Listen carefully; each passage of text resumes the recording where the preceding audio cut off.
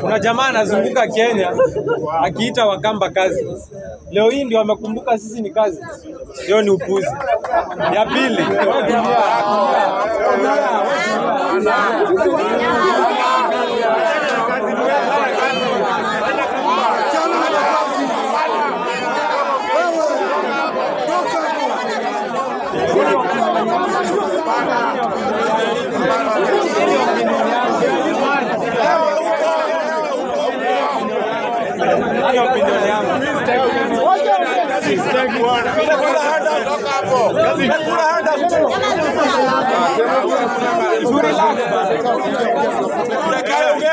kuna jamaa anazunguka Kenya akituambia one term.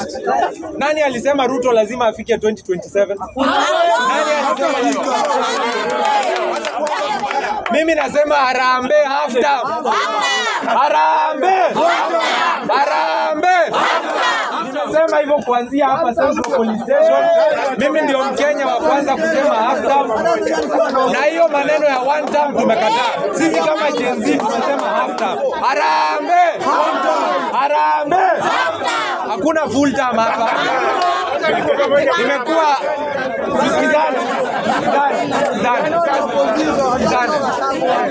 Umekuwa Central Police Station, tumeenda Kamukunji Police Station, tumeenda City Mortuary, tumeenda Milimani, hakuna mahali hatujaenda. Saa hii tukiongea hapa sisi tumetoka City Mortuary. Nimekuwa na hawa dada.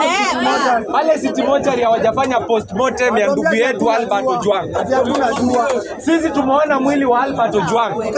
And I can tell you without mincing words, Albert Ojwang was beaten to death. I can tell you he was beaten to death. Albert Ojwang is bleeding from his ears, from his nose, from his mouth. He has bruises in his hands. Albert Ojwang hata amevunjwa mguu. Albert Ojwang as we speak ako na internal injuries na ako na kichwa hapa nyuma amepigwa imeingia ndani. Iko na damu. Kama mnataka picha nitawaonyesha. Mtu anazunguka Kenya akiwaambia one term na huyo mtu anasema one term, yeye alimtoa half term. Kwa nini tungoje 2027? Ndio mtu aendelee kutuua. Ndio Ruto aendelee kutuibia. Ndio Ruto aendelee kutunyanyasa akitumia polisi vibaya. Hiyo tumekataa. Harambee! Harambee! Ruto afiki 2027. Na wakitaka kuchukua